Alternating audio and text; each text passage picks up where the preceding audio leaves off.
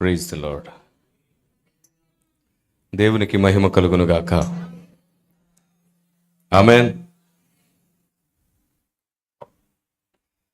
క్రీస్తునందు నా సాటి దేవుని కుటుంబ ప్రజలైన మీ అందరికీ ప్రభువు పేరట సమాధానం. దేవుడు మీ అందరికీ తోడేయును గాక. మనకు దేవుడు అర్థమవుతున్న కొలది సాతానును అణిచివేసే శక్తి మనలో పెరుగుతూ ఉంటుంది. మనలో అభిషేకం, కృపావరములు, ఇలాంటి సామర్థ్యతలు ఒకవేళ లేకపోయినా పర్వాలేదు, కానీ దేవుని గూర్చిన జ్ఞానం ఉంటే చాలు, సత్యము మనలో ఉంటే చాలు. మొదట నేను అభిషేకం, కృపావరం ఉండకూడదనట్లా, లేకపోతే పర్వాలేదు, లేకపోయినా పర్వాలేదు, కానీ దేవుని సత్యం, దేవుని జ్ఞానం ఖచ్చితంగా ఉండాలి. అప్పుడు సాతాను పప్పులేవి మన ముందు ఉడుకో. Praise the Lord. వానికి చెక్ పెట్టగలిగిన శక్తి దేనికైనా ఉందంటే అది దేవుని వాక్యానికి మాత్రమే. ఇప్పుడున్నటువంటి క్రైస్తవ సమాజం దేవుణ్ణి వరముల కోసం ఎక్కువ అడుగుతుంది, అభిషేకం కోసం అడుగుతుంది. ఎవరు అడిగినా ఎక్కువగా అడిగేది స్వస్థత, ప్రవచన, వివేచన. ఆ మూడే అడుగుతారు. ఏమిటో హలో, కొంచెం ఆ చిన్న చిన్న డిస్టర్బెన్సెస్ మానేస్తారా? ఇప్పుడు బాగుంది. ఊరికే కదలడం, కవర్లు కదపడం, మనుషులు కదుపుకోవడం కాక దేవుడే ఇప్పుడు మనల్ని కదపాలనుకుంటున్నాడు. Praise the lord. చిన్నగా నవ్వుతారు ఒకసారి, అలా ఉండండి. కొన్ని ముఖాలు ఏంటో ఎప్పుడు కొండలాగా పెడితే చూడాలనిపించదు. ఎప్పుడు అలా ఉంటారు. ఏం పోయింది?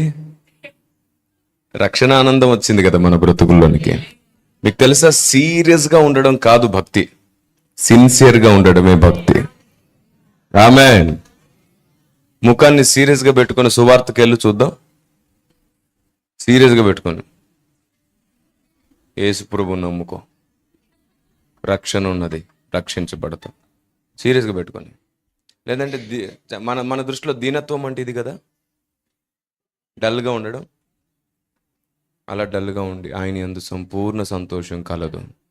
వద్దురా బాబు, నువ్వు వద్దు, నీ దేవుడు వద్దు, నీ ముఖం చూస్తేనే అర్థమైపోతుంది అంటారు లోకంలో, కాదా?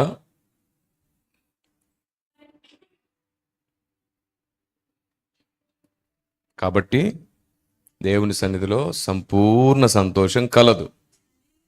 ఆమేన్.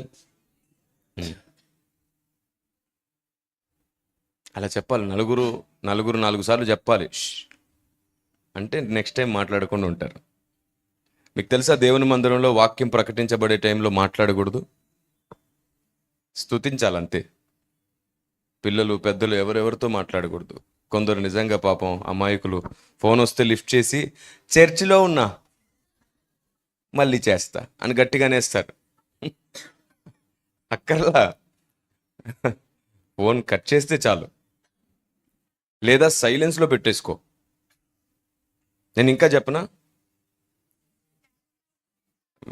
స్విచ్ ఆఫ్ చేయమని ఏం చెప్పను, ఫ్లైట్ మోడ్లో పెట్టేసుకో.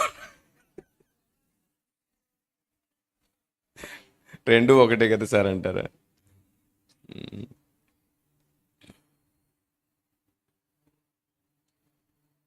జాగ్రత్త అనడానికి జాగ్రత్తగా ఉండండి అనడానికి చాలా తేడా ఉంది, కానీ రెండు ఒకే పని చేస్తుంటాయి. అది మనం ప్రపంచంతో సున్నితంగా మాట్లాడాలి, చెప్పాలనుకున్నది మాత్రం కరెక్ట్గానే చెప్పేయాలి. Praise the Lord. అది నేర్చుకోవాలి మనం. లౌక్యం, పాము వంటి వివేకం, పావురం వంటి నిష్కపటం మనకు చాలా అవసరం. కాబట్టి పరలోక రాజ్యంలో ఉన్న దేవదూతలకు కూడా దేవుడు ఇంకా అర్థం కాలేదు. ఆయన మనకు అర్థం అవ్వాలనుకుంటున్నాడు. చెప్పాను కదా, దేవుణ్ణి అర్థం చేసుకోవడం అనేది చాలా కష్టం, చాలా కష్టం. ఒక స్టేట్మెంట్ ఇస్తాను. ఆదికాండం నుండి, హలో రెఫరెన్స్ ఏం చెప్పట్లా, స్టేట్మెంట్. ఆది కాండం నుండి ప్రకటన గ్రంథం వరకు. హలో, ఆది కాండం నుండి ప్రకటన గ్రంథం వరకు ఒక్క వచనం కూడా విడిచిపెట్టకుండా ప్రతి వచనం గురించి దేవుడు చెప్పాలనుకున్న సంగతులు అన్నీ తెలిసిపోయిన తర్వాత ఇంకా మనం నేర్చుకోవడానికి బైబిల్లో ఏ వచనం మిగిలి లేదు అనే అంతగా మనం బైబిల్ని తెలుసుకున్న తరువాత మనకు ఒకే ఒక్క విషయం అర్థమవుతుంది. ఆ తర్వాత ఎన్ని తెలుసుకున్నాక ఇంకా బైబిల్లో నేర్చుకోవడానికి ఇంకేమీ మిగలలేదు. ప్రతి మర్మం, ప్రతి రహస్యం, ప్రతి నియమం, ప్రతి సూత్రం, ప్రతి ఆజ్ఞ, ప్రతి వ్యూహం, ఇంకా బైబిల్లో దేవుడు ఏమేమి ఉంచాడో అన్నీ తెలుసుకున్న తర్వాత ఒక్కటి అర్థమవుతుంది. వాటన్నిటి తెలుసుకున్న తర్వాత ఏమిటో తెలుసా? అది ఇంకా దేవుడు అర్థం కాలేదన్నమాట అనే సత్యం అర్థమవుతుంది అప్పుడు. అంత ఉన్నతుడైన దేవుడు, నువ్వు బైబిల్లో 4 PhDలు చేసిన, బైబిల్ని మొత్తం కంటతబట్టినా, లేకపోతే నీకు ప్రపంచం అంతటా సరిపడ అనుభవం ఉన్నా, అప్పుడు నీకు తెలిసి వచ్చేది ఏమిటంటే దేవుడు ఇంకా అర్థం కాలేదు. నాకు అర్థమైందంతా ఇంట్రడక్షన్ మాత్రమే దేవుని గురించి.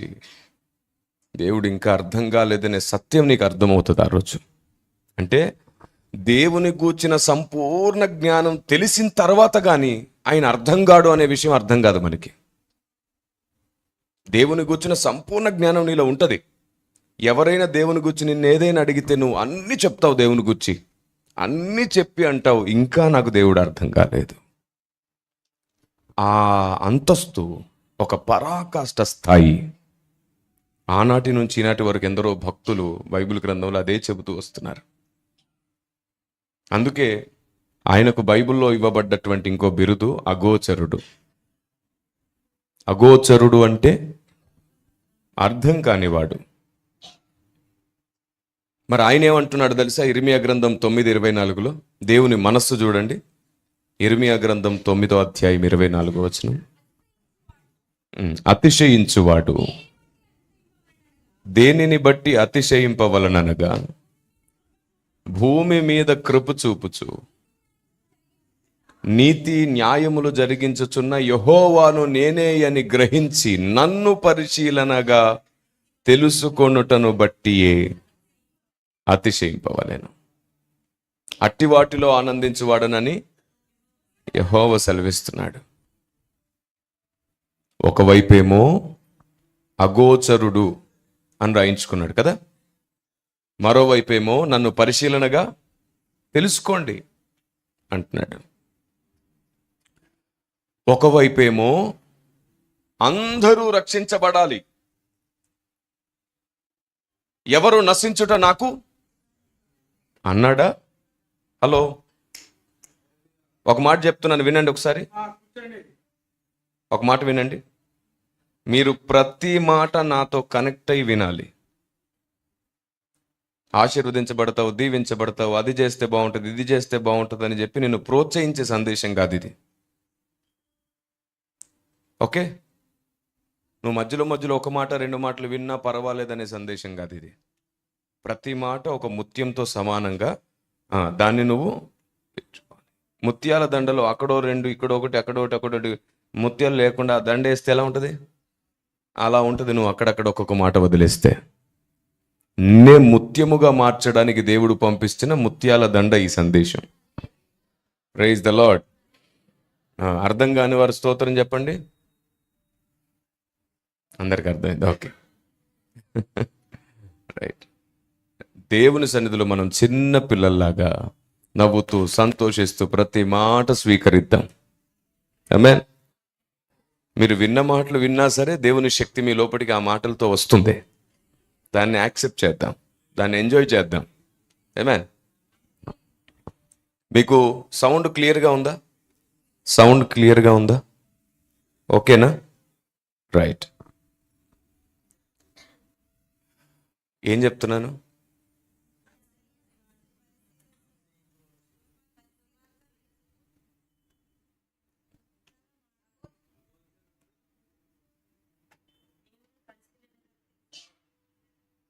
నేను నేనేం చెప్తుంటే మీరు ప్రతి మాట వినండి అని అన్నాను.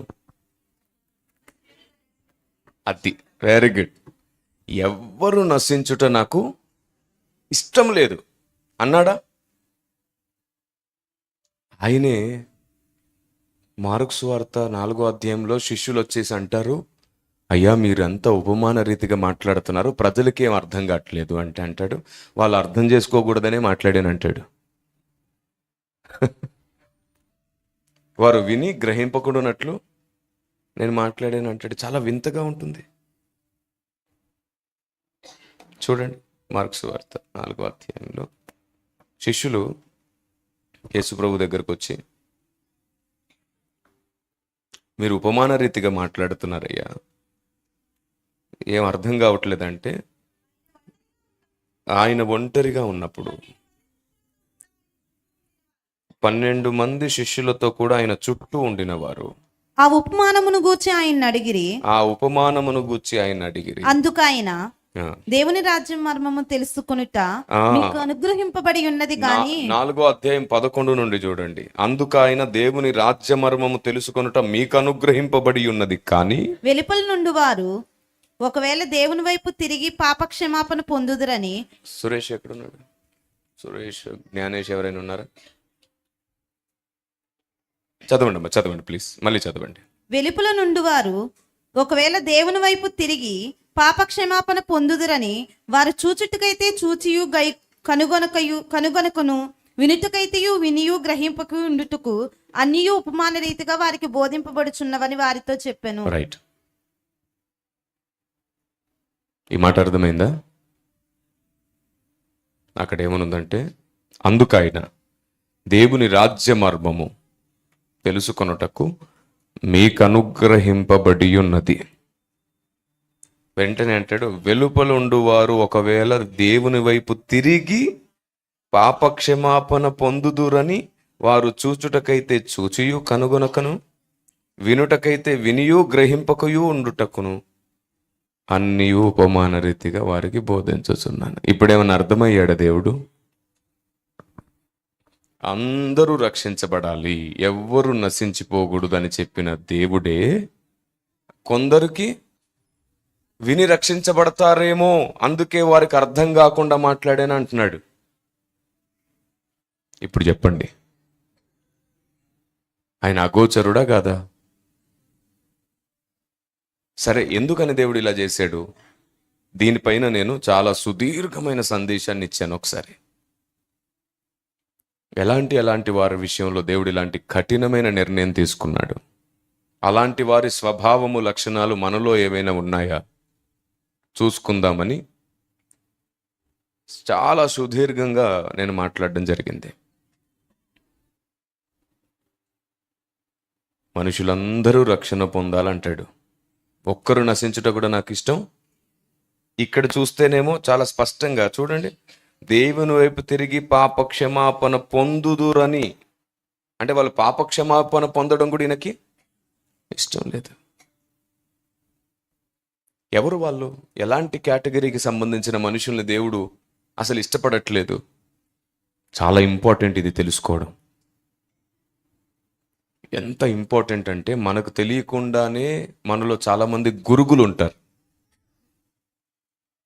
గురుగుల స్వభావం ఏమిటో, గోధుమల స్వభావం ఏమిటో మనకు తెలిసి ఉండాలి.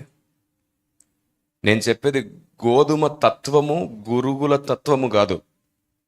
ఈ లోకంలో ఉన్నటువంటి గోధుమ గింజకుండే ఒక తత్వం ఉంది. నేను అది మాట్లాడట్లా, మనుషులలో స్వభావం గురించి మాట్లాడుతున్నాను. ఎంత దయనీయమైన స్థితి మన చుట్టూ ఉందో తెలుసా? మనకు తెలియకుండానే మన గోయి మనమే తవ్వుకుంటూ ఉంటాం చాలాసార్లు. మనకు తెలీదు, సాతాను మనల్ని అలా భ్రమ పెడుతూ ఉంటాడు. మనకు అసలు ఏమి తెలియదు. ఉదాహరణకి ఓ ప్రశ్న అడుగుతాను, నాకు చెప్పండి. ఈ మధ్యకాలంలో చాలా సభల్లో అడిగాను, మిమ్మల్ని అడుగుతాను. ఇప్పుడు మీరు ప్రార్థన చేస్తున్నారు, మీ ముందు ఒక పెద్ద వెలుగు ప్రత్యక్షమయ్యింది. ఆ వెలుగులోంచి ఒక స్వరం మీతో మాట్లాడుతుంది. సో వెలుగులోంచి మాట్లాడే స్వరం ఎవరిది? దేవునిది. Very good. ఆ తర్వాత ఓ 10 రోజులకి మరలా ప్రార్థన చేస్తున్నారు. ఈసారి మీ వెనకాల ఒక పెద్ద చీకటి ప్రత్యక్షమయ్యింది. ఇప్పుడు ఆ చీకట్లోంచి ఒక స్వరం మీతో మాట్లాడుతుంది. ఇప్పుడు ఆ స్వరం ఎవరిది? సాతానుది. వెలుగులోంచి మాట్లాడితే దేవుడని, చీకట్లోంచి మాట్లాడితే సాతానని సహజంగా మనం నమ్ముతుంటాం. కానీ మీకు విషయం చెప్పనా, రెండూ నిజం కాదు. రెండూ నిజం కాదు. ఎందుకు నిజం కాదంటే, సాతాను కూడా 2000 సంవత్సరాల క్రితమే వాడి అడ్రస్ మార్చుకున్నాడు. హలో, మీలో చాలామందికి సీసీటీవీ రోగం ఉంది. సీసీటీవీ వ్యాధి అంటే తెలుసా మీకు? ఎవరైనా అటు లేచిన ఇటు లేచిన కదిలిన మన తలలు కూడా, అది వ్యాధి, స్వభావపు వ్యాధి. స్కూల్లో నేర్పిస్తుంటారు, అటు ఇటు చూడొద్దు, ఎవరైనా వెనక నుంచి వస్తుంటే వెనక్కి తిరిగి చూడొద్దని మంచి లక్షణం నేర్పిస్తారు. దేవుడు నీతో మాట్లాడుతున్నప్పుడు అనవసరమైన వాటికి తలదిప్పి అటు ఇటు చూస్తున్నావంటే నువ్వు చాలా వీక్ మైండెడ్ అని అర్థం. మీరే చెప్పండి, మీరు వచ్చి మా దగ్గర మీ బాధ చెప్పుకొని ఏడుస్తున్నప్పుడు మేము అటు ఇటు చూస్తూ వాళ్ళతో వీళ్ళతో మాట్లాడితే మీకు ఎలా ఉంటుంది? మరి దేవుడు మాట్లాడుతుంటే అలా అటు ఇటు చూస్తే బాగుంటుందా? దేవుడు ఒక మనిషిని వాడుకొని మన అందరితో మాట్లాడుతున్నాడు. ఆమేన్. వాడికి నన్ను చూపించమ్మా, అమ్మ వాడికి నన్ను చూపించు, నన్ను చూపించు, నా వైపు చూడమను, చూపించమ్మా, నన్ను చూడమను. హలో,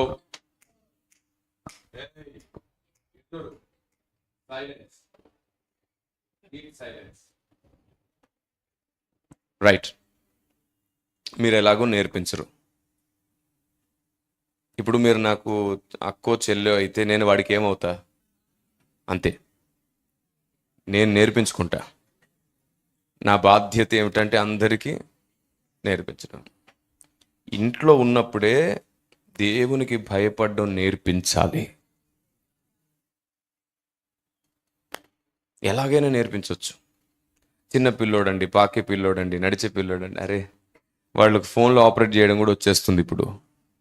నీకు ఫోన్లోకి ఎలా తీయాలో తెలియదు, వాడికి తెలుసు. నేర్చేసుకుంటారు. నేను చెప్తున్నానుగా, మేము మందిరంలో నేర్పించాం. చిన్నగా పాకేవాడు, కూర్చునేవాడు, నడిచేవాడు కూడా సైలెన్స్గా మొత్తం అయిపోయేదాకా కూర్చుంటాడు. మనం ఇంట్లో నేర్పించాలి. ప్రొద్దున కూడా చెప్పాను నేను ఈ మాట కదా, ఓ 2 దెబ్బలు కొట్టైనా నేర్పించాలి. తెలిసిపోయింది.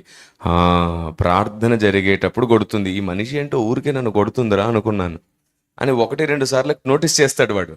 ప్రార్థన టైంలో నేను మాట్లాడితే కొడుతుందన్నమాట. ఇప్పటి నుంచి అలా చేయనని సైలెన్స్గా ఉంటాడు. బెత్తము వాడని తండ్రి కుమారునికి, అది దేవుని విషయంలో వాడండి. మీకు చిరాకు వచ్చినప్పుడు వాడకండి, దేవుని విషయంలో వాడండి. పిల్లలు ప్రయోజకులు అవుతారు. రండి, ఏం చెప్తున్నాను? వెరీ గుడ్, కరెక్ట్గా వింటున్నారు. మధ్యలో మధ్యలో అప్పుడప్పుడు నేను ఇలా చేస్తుంటానే, మీరు నాకు చెప్తా ఉండాలి. 2000 సంవత్సరాల క్రితమే సాతాను వాడి అడ్రస్ని మార్చుకున్నాడు. వాడు వెలుగులోంచి మాట్లాడుతున్నాడు. వాడు వెలుగుదూత వేషం వేసుకుని మాట్లాడుతున్నాడు. ఇప్పుడు వెలుగులోంచి మాట్లాడితే దేవుని స్వరమే నువ్వు ఫిక్స్ అయితే, వాడు కూడా వెలుగులోంచి మాట్లాడి నిన్ను మోసం చేస్తాడు. ఇప్పుడు ఎలా?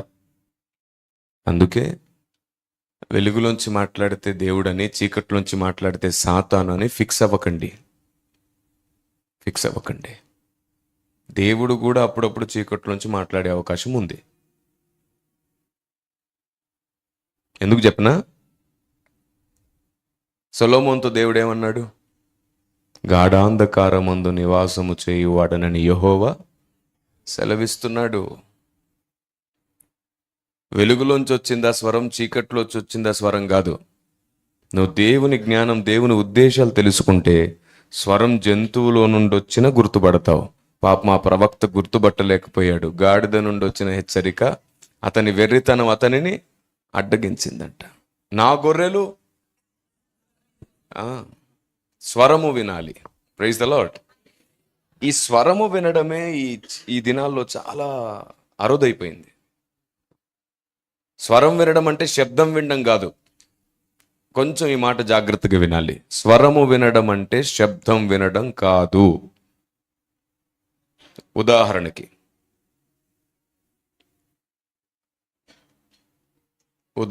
నా మాట క్లియర్గా వినబడుతుందిగా? రైట్. నేను కారులో వెళ్తున్నాను. బాబు, ఒక 1 కిలోమీటర్ తర్వాత కారును ఆపు అని కారు నడుపుతున్న తమ్ముడికి చెప్పాను. అతడు ఏదో ఆలోచనలో ఉన్నాడు. సరిగ్గా ఒక 5 నిమిషాల తర్వాత, అన్నా ఇంతకుముందు మీరు ఏదో చెప్పారు నాకు అన్నాడు. ఇప్పుడు చెప్పండి, అతడు నా మాట విన్నాడా వినలేదా?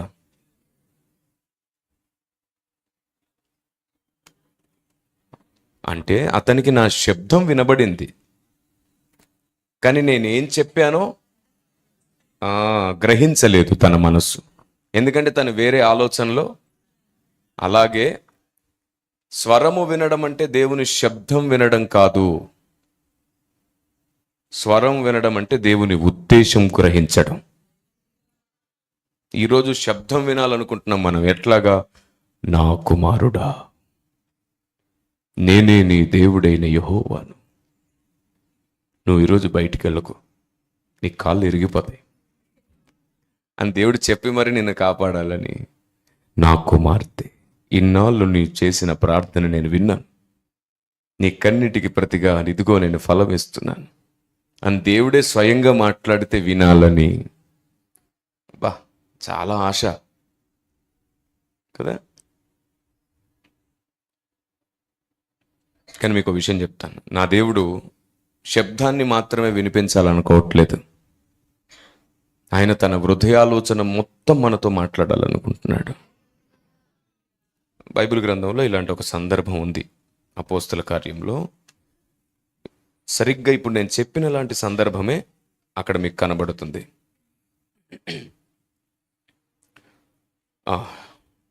9వ అధ్యాయం, అపోస్తల కార్యములు 9వ అధ్యాయం 7వ వచనం చదువుకుందాం. అతనితో, అమ్మ మైక్ తీసుకున్నప్పుడు మాత్రం స్లోగా చదవండి. అతనితో ప్రయాణము చేసిన మనుష్యులు, అతనితో ప్రయాణం చేసిన మనుషులు ఆ స్వరము వినిరి గాని ఎవరిని చూడక మౌనులై నిలవబడిరి. ఇప్పుడు మీరు చాలా అటెన్షన్ గా వినాలి. ఇక్కడ ఏం రాయబడిందంటే, అతనితో ప్రయాణం చేసిన మనుషులు స్వరం విన్నారు.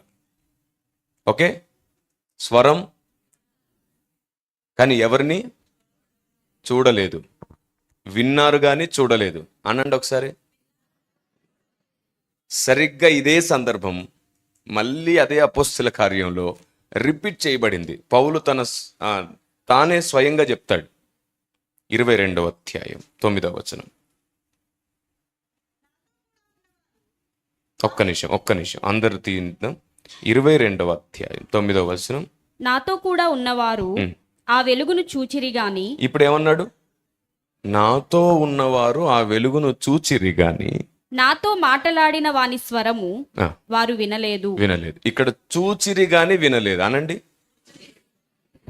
అక్కడ విన్నారు గాని చూడలేదు. ఇక్కడ ఇదేంటి? ఈ డిప్లొమాటిక్ ఇష్యూ ఏంటి ఇలా ఉంది? ఏం డిప్లొమాటిక్ కాదు, సరిగ్గా మనం చదవట్లేదు అంతే. దాన్ని మనం ఒక స్టేట్మెంట్ పాస్ చేసుకున్నాం ఏంటంటే, విన్నారు కానీ చూడలేదు. ఇక్కడ చూశారు కానీ వినలేదు. అవును, అక్కడ ఏం విన్నారు ఏం చూడలేదు, ఇక్కడ ఏం చూశారు ఏం వినలేదు. చూస్తే క్లియర్ అయిపోతుంది. మళ్ళీ అక్కడికి రండి ఒకసారి. ఇక్కడ ఏమని ఉందంటే, నేనే చదువుతాను. ఆ స్వరము వినిరి కానీ ఎవనిని చూడలేదు. వినడం ఏం విన్నారు? స్వరము విన్నారు కానీ ఎవరు కనబల్లా. ఓకేనా? ఇక్కడ ఏమని ఉందో తెలుసా? వారు ఆ వెలుగును చూచిరి. ఇక్కడ కూడా ఎవరిని చూడలా. ఆ వచనంలో ఉన్నది ఏమిటి? ఇక్కడ కూడా ఎవరిని చూడాల, చూసింది వెలుగును మాత్రమే. క్లియరా? తర్వాత ఏమన్నాడు? నాతో మాట్లాడు వాని స్వరము వారు వినలేదు. అక్కడ కూడా ఏముంది? వినలేదని ఉంది. అక్కడ ఏదైతే ఉందో ఇక్కడ కూడా అదే ఉంది. కాకపోతే ఇక్కడ ఏమంటాడంటే ఎవరిని చూడలేదు. మరి ఏం చూశారు? వెలుగును మాత్రమే చూశారు. క్లియరా? అర్థమైందా? ఎవరికైనా అర్థం కాకపోతే చెప్పండి. ట్యూబ్లైట్స్. అదేంటి అలా అన్నాను నేను? అంటే త్వరగా వెలగదు అని చెప్పండి ఒకసారి. ఎవరికైనా అర్థం కాలేదా? నువ్వు అంత మాట అన్నాక ఇంకా చెయ్యి ఎక్కడ ఎత్తుతాం సార్? ఎందుకు నేను ఆ మాట అన్నానంటే, వినేటప్పుడు మీరు వేరే ఆలోచన చేస్తున్నట్లయితే 10 సార్లు చెప్పినా అర్థం కాదు. సేవకుడు ఎంత ప్రసవ వేదపడ్డా వృధా అయిపోతుంది. కొందరు ఇక్కడ కూర్చొని ఏవేవో ఆలోచిస్తారు. కొందరు తమకు నచ్చింది విందామని కూర్చొని, నాకు నచ్చిన మాట ఎప్పుడు వస్తుందా, నాకు అనుకూలమైన పదం ఎప్పుడు వస్తుందా, నా కుటుంబానికి సంబంధించిన వాక్యం ఎప్పుడు వస్తుందా అని ఎదురు చూస్తూ ఉంటారు. అందుకు దేవుడు చెప్పేది అర్థం కాదు. నీకు నచ్చింది విందామని మందిరానికి రావద్దు. దేవుడు చెప్పింది విందామని మందిరానికి రా. అప్పుడు నీవు నీ కుటుంబం నిజంగా ఆశీర్వదించబడతారు, దీవించబడతారు అనేకుల కోసం. నీకు నచ్చింది వినబడదు ఇక్కడ. దేవుడు చెప్పిందే నీకు వినబడాలి. నీకు దేవుడు చెప్పింది వినబడ్డా చాలు. నీకు నచ్చింది వినబడకపోయినా నీకు నచ్చింది నీ ఇంట్లో ఉంటుంది. ఎందుకంటే ఆయనకు నచ్చింది ఎవరి మనసులో ఉంటుందో వారు సమృద్ధిలో ఉంటారు. ఎక్కడుంది మాట అంటే, భక్తుడు అన్నాడు కృపాక్షేమములు. ఎందుకు? ఇతనికి ఆయన మనసులో ఉన్న మాట తెలుసు. దివారాత్రములు ఆయన మనసులోని మాటల్ని ధ్యానిస్తున్నాడు. ఆయన చిత్తానుసారమైన మనసు కలిగి పరిగెడుతున్నాడు. కాబట్టి కృపాక్షేమములు నా వెంట వచ్చును. అడుగుడి మీకు ఇవ్వబడును అన్నాడు కదా అని చెప్పి అన్ని అడిగేస్తున్నాం. అడిగినవన్నీ ఇవ్వడు దేవుడు. అసలు మనం అడిగినవన్నీ దేవుడు ఇవ్వడు. ఎందుకంటే అడిగినవన్నీ మీకు ఇవ్వబడును అనే మాట లేదు బైబిల్లో. ఉందా? అన్నీ అడుగుతూ వెళ్ళొద్దు. అసలు నేను మీకు ఛాలెంజ్ ఇస్తాను. భక్తి జీవితానికి ఒక సవాల్. నేను మనుషులతో సవాల్ చేయను, ఎప్పుడు చేయలేదు. రండి తేల్చుకుందాం సవాలని సేవ ప్రారంభంలో చేశాను. సేవ ప్రారంభంలో ఉడుకు రక్తం. అప్పటికి అనుభవం చాలా తక్కువ. రండి తేల్చుకుందాం అన్నట్టుగా మాట్లాడేవాడిని. పరిశుద్ధాత్ముడు నన్ను గద్దించాడు. నేను అల్లరికి కర్తను కాదు. నువ్వు పోరాడేది మనుషులతో కాదు. వీరందరూ నేను ప్రాణమిచ్చి రక్షించుకున్న నా ప్రజలు. మీకు మీరే విరోధులైతే ఇల్లు నిలవదు. నేర్పించే విధానం, ఖండించే విధానం ఇది కాదు. కట్టుకునేటట్లు, వెలిగించేటట్లు ఖండించాలి, సరిచేయాలి. అదే జరగాలంటే అది ప్రేమతోనే సాధ్యం. అమ్మ, నాన్న, అన్నదమ్ములు ప్రేమతోనే హెచ్చరిస్తారు, బుద్ధి చెప్తారు. మనం అందరం దేవుని ఇల్లు. నేను ఎప్పుడు అంటాను, డినామినేషన్ ఏదైనా, మినిస్ట్రీ ఏదైనా, సిద్ధాంతాలు ఏవైనా, యేసే నా దేవుడిని నమ్మి ఆయన రక్తంలో కడగబడ్డ వారందరూ నా కుటుంబమే. ఆమేన్. అందరూ నా కుటుంబమే. అవును, ఇప్పుడు చప్పట్లు కొట్టి దేవుని స్తుతించాలనుకున్నారు. ఈ ప్లాస్టిక్ ఎందుకు చేస్తే? బంగారం అర్పించవచ్చు కదా. Praise the lord.